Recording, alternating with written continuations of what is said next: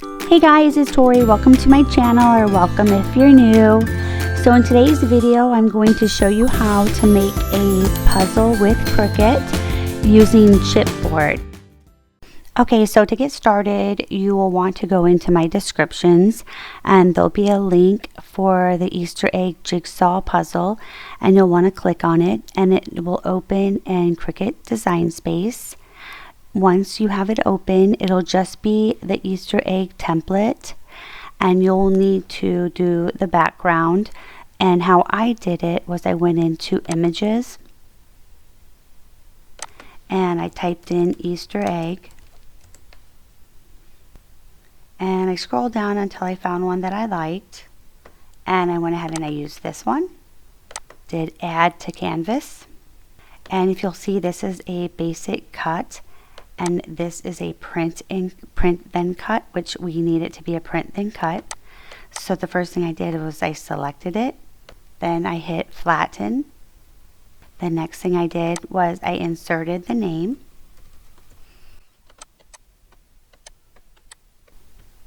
And changed the color.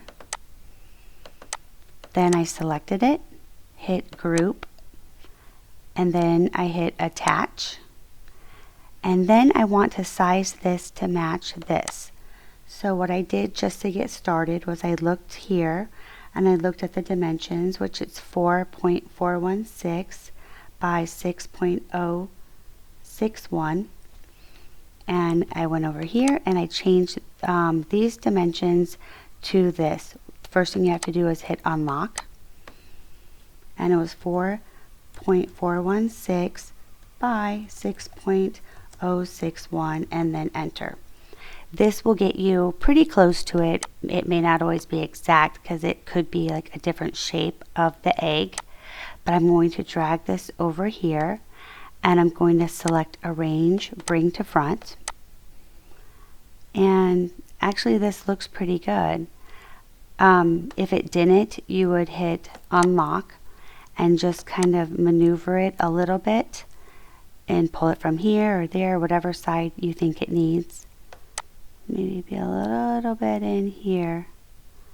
But I think this is, well, a little bit out. Okay, so now I would go ahead and select this and hit attach.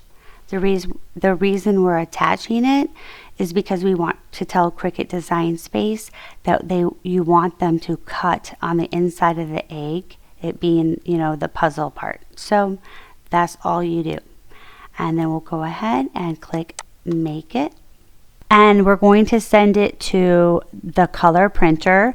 And I'm going to print this on a white sticker paper. So we're going to hit continue.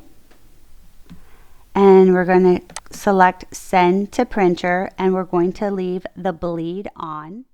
Okay, so I just put the sticker paper in the printer, and I don't know if everyone's is the exact same, but I know in my case, with the sticker paper that I'm using, the sticker part, if you were to pull, like just take a little on the edge, see which side the sticker paper peels off, you put the sticky part facing down, and that's how it works for me. So I'm gonna go ahead, do that, hit print.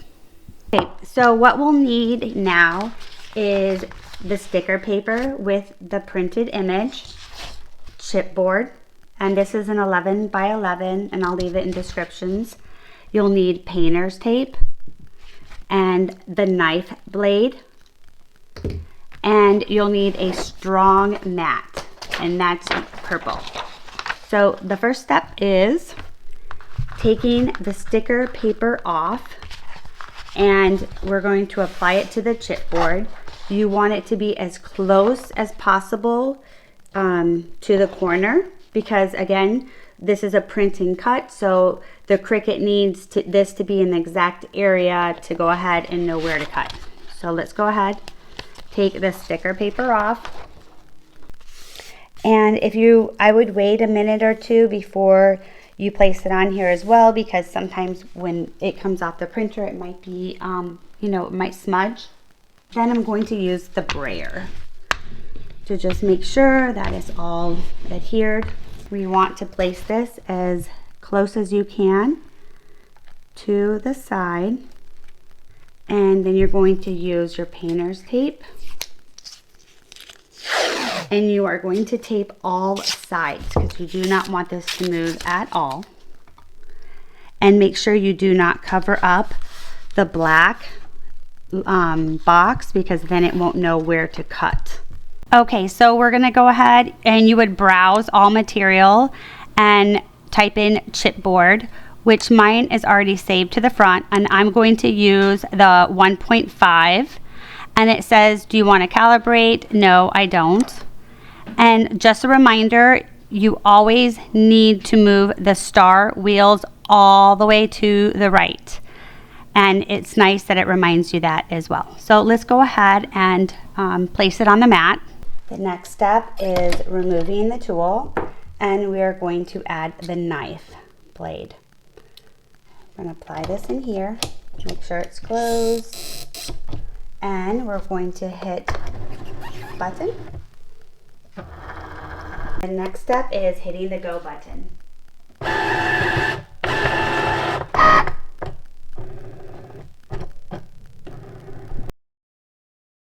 Definitely want to pay attention to it cutting, because you get to a point where you'll want to kind of take some of the debris off. You'll also notice once you start cutting that Cricut Design Space will walk you through the steps. In this case, it says I'm cutting one of 12 passes. When it's cutting each phase, it'll tell you the approximate time that it thinks it may take. And it does fluctuate. It could start, say, in an hour and then jump down to 48 minutes. So it does kind of move around. Okay, so once it's done, you'll just take it off of the Cricut and just kind of rub gently and try to remove more of the debris, and then we'll go ahead and just remove it from the mat. Then the last step that I did was I applied Mod Podge very lightly just on the top of the puzzle. Be careful not to put it on the side. I let it dry overnight just to make sure it was completely dry. So what do you think? Is this something that you guys would make? And comment below, let me know. And as always, thanks for watching, and I'll see you guys in the next video. Bye.